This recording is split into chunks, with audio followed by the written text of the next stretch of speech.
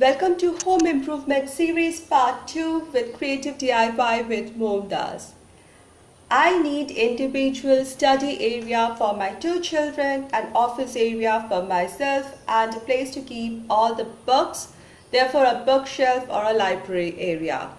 There's just one wall in the living room, in fact in the whole house, which is not having any doors and windows and has got plug points. Therefore, this was the only wall where I could do things. Initially, I had this very dated, old, broken kind of study table. I have exchanged that very sad looking study table with this two new study tables. Unfortunately, they don't have inbuilt cabinet in this, but just have one drawers. Once when they came, they had one had a knob missing and another had a different knob. I finally got two knobs similar and added them here so that put together they look, coming from the same type. And therefore I've shifted my bookshelf here so that the kids can keep their school stuff on the top two shelves. And this space will be my office area with the desktop placed here. I will bring in the almirah in the corner there so that I have access to this light fixture. It's not obscured, and I'll get access to electricity through this light fixture for the desk or the computer. And there's a very shabby looking electric point down below which has two plug points, so that too can be accessed through these desk areas for stitching, for computers, laptops, whatever. I also want to add some accent color to this space and make it look a bit modern and cheerful. Therefore, I want to paint the wall, and before that I must be 100% sure about the furniture arrangement. Therefore, I arranged and rearranged till I was very sure of the arrangement and everybody was comfortable with it. I wanted to use the same green shade, subtle one that I used on my curtain for the accent color on this wall. And therefore, I took the curtain fabric before stitching and I had fixed it here on the wall so that I can observe it for 24 hours and even my family can approve of the color and I can use it here. Today is day one, and before beginning, because it's a functional house, we are living in it, using it, therefore I must first declutter the area, clean it up, and then start the process of painting, the first step today.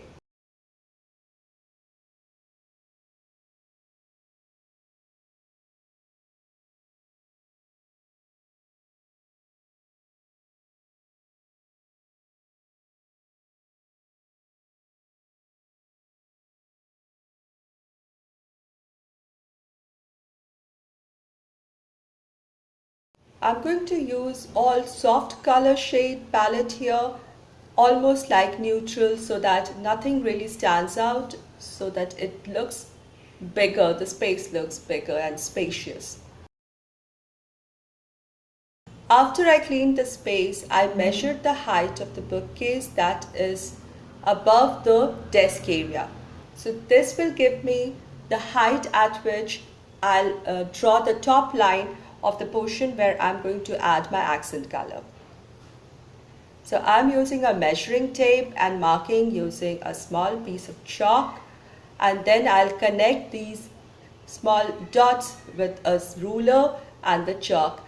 I'm using a chalk in blue color so that it merges with the soft sage green or soft olive green color that I'm going to use. Next, I took a ruler and placed it vertically just above the desk and started marking the top point, and these I'll join again to form the lower border of the colored area that I'm going to make. Now, I did not purposefully paint end block in a green softer shade because I don't want this space to look dark, and at the same time keeping the off-white walls at the bottom, I'm going to give some light onto the workspace area. Now it would be really odd if I just do this wall and end it abruptly, so I took the design onto the adjoining wall as well. And you can see me trying to make a different kind of pattern here using the ruler, and then you will see me trying to make beautiful arcs. Now the easiest way to make a circle or an arc is to find the center. So after I measure and mark the center, that is at the half length, then I took a rope and placed my left thumb onto the center and adjusted my chalk onto the string with my right hand and sketched my arc. So I made the bigger semicircle on this side, and then I made a small semicircle just below the switch area so that the switch area stays blended with the wall. Next, I sat down on the floor with the paints all put on newspaper and mixed the shade of green that I want, just matching with my door curtain. One thing to remember, the wet paint always looks darker than what it will look once dried. Now one can use a painter's tape. I'm more comfortable with freehand work, so I'm just using a small flat brush initially to just paint just next to the outline that I've sketched. I'm just going little inside, or rather little behind the cupboard, and painting from little behind the cupboard to begin with. I don't want to paint the whole wall. I just want everything to look put together and continuous. So after I have outlined, I shall be using a broader flat brush to paint inside. Never overload your brush, otherwise you'll have trip marks. Always keep the horizontal surfaces covered with some old cloth or newspaper so that anything that drops doesn't damage or makes your furnitures or horizontal surfaces dirty. First coat is always a little scary, so if the first coat doesn't turn out good, I'll go ahead with the second coat. But if it's fine, I'm okay with it. I like the organic look of it. It's a process which needs a lot of patience, and for me it also needed a lot of courage. I was very scared as well. I was very careful while I did my U and the arc design onto the other wall. So this is how it looks once the first coat is done. There are patches which are wet, so I'm a little worried about how it will look. Well, it looks nice, and at the moment I'm more scared than excited. It's looking nice, but it's like very organic, very bohemian, absolutely freehand. It's not so crisp, but it looks pretty, as I said, organic and warm. I chose this color to go with my curtains. As you saw in my previous video, I used a soft shade of green. Therefore, I picked this sage green color. And I made this U shape, as I explained to you, so that the electrical fitting, as they're already painted and the same color as that wall, they'll merge behind, they'll just dissolve with the wall and will not be prominent to the eyes. As it dries, it's looking better. And what I have plans for this wall, I hope it will turn out as good as I've planned in my imagination. Day 2. I'm a great fan of cardboards because they're brown in color and have an earthy look to them, natural look to them. They are strong because of the corrugated surfaces adhered together. They are cheap and very durable. So I'm going to cut 3 cardboard pieces, big sized ones, in 3 rectangular shapes using a sharp knife. I'll try to keep the edges as regular as possible. These are going to be great alternatives for thermocol sheets or any ready-made notice boards. So I'm going to make notice boards out of these cardboard pieces. Every day the place gets cluttered, so first I decluttered the area. Then I brought in 2 clipboards. So this is another old DIY clipboards that I have. I'm going to use them because of their neutral colors and whites in them. Then I brought in the cardboard pieces that I want to make the notice boards. Now here you see me placing the cardboard pieces such that I know where which goes and the amount of space they are going to take. So it's basically adjusting them to know my final layout. I'm not going to place all my cardboards in the same height. It's going to look pretty boring and like rigid office space. So there is going to be little play of colors here. Earthy brown, soft green and white. I think this is the color combination here and it will look nice. So after I'm happy with the layout, I'm just going to use some nails and hammer and fix my notice boards onto the wall. Once the notice boards are fixed, then I just placed my clipboards at positions that I want, marked the points where the nails should come, and just put the nail and hang the clipboards there.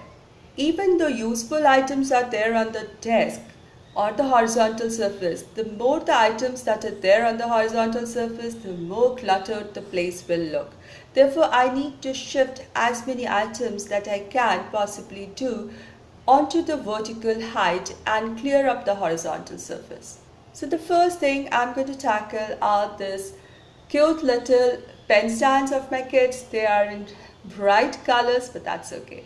I took a little bit of satin ribbon and an owl for stitching burlaps, and I'm just finding the back side of the pen stand and making a loop at the back.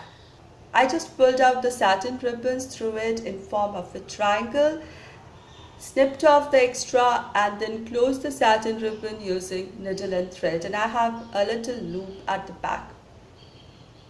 I was able to do it easily because these pen stands are covered with velvet fabric. Otherwise, maybe one can make some holes through them or add some clips to them. Even a table calendar can take some space. So I thought of just tearing off the sheet which holds this month's calendar, snip off the top edge which has these holes on it because it was attached to the table calendar in a straight line, and this I'm just going to paste it onto my bookshelf wall. There are some old stickers on the bookshelf wall which will not come out neatly, and the best way to hide them was to paste my table calendar here using some clear tape. Simple and easy and nice. Hi everybody, today is day 3 and I'm very much pleased with my last 2 days of work. The green color has become the new accent color of this room. Everybody has approved of it, they like it. This green color goes with my curtains and it gives a nice cool feeling, and this horizontal strip of green color, because it's horizontal, it makes the room feel visually appears to be elongated, little enlarged. So that's really good. Day 2, I added some notice boards and clipboards and elevated things from the desk onto the wall so that I have more of horizontal space and the space looks very much neat and organized. That is something which is important. Today I want to tackle up my almirah or the steel cupboard and also do up this, organize their space. It always gets cluttered. And one more thing that I wanted to add is this. They are nice, but they look little aged, old, grandfather-like. So I want to make them little cheerful and pop them up. So that's today's task. But this task will be a separate video coming soon, and you will see it in a separate video how I revamp these 2 tables and the steel almirah with a very low budget with just 2 items. That's going to be really easy flip or makeover item. The final reveal. I'm so very pleased with how this space has turned out. My office plus study plus library area. This is just so good. The almirah in the extreme left corner got a makeover. It got restored back to a new life. The modern patterned look looks nice. The green color is there, but it's also bright because of the white. I placed a little fabric tablecloth on the top to make the top portion look nice and decorated it. I added some surplus books that I had overflowing from the bookcase here. I placed all the books with the spine side back so that the yellowed out pages side is seen, again going for the neutral colors here. I have this lantern, you have seen it before. I have placed it on the corner and I get access to the switch point here. A little terracotta vase, again in neutral colors, and a little rattan basket to hold some necessary items here. Functional and beautiful decor. Organized my bookshelf. We read a lot of books and I've just kept the books that we frequently tend to refer to. I tried to keep the books in the lower 3 shelves and emptied the top 2 shelves for keeping everyday school books for my children so that they have easy access from the desk space. I really love how this desk have turned out. A little strip of paper have just made this space look so cheerful. Even the knobs that are there, they are standing out. The design is looking nice and it's somehow making this whole space look more young. This table and space belongs to my daughter with her individual clipboard, notice board and pen stand. Here is the calendar for easy referral from the workspace and the desk area. I think adding the calendar to the bookshelf was a very smart idea and it becomes one cohesive, complete space for study and work. This space is for my son with his notice board, clipboard and pen stand, and next to it is my office area or desktop area with notice board I share with my husband, the pattern on the wall with an electric plug point for the computer.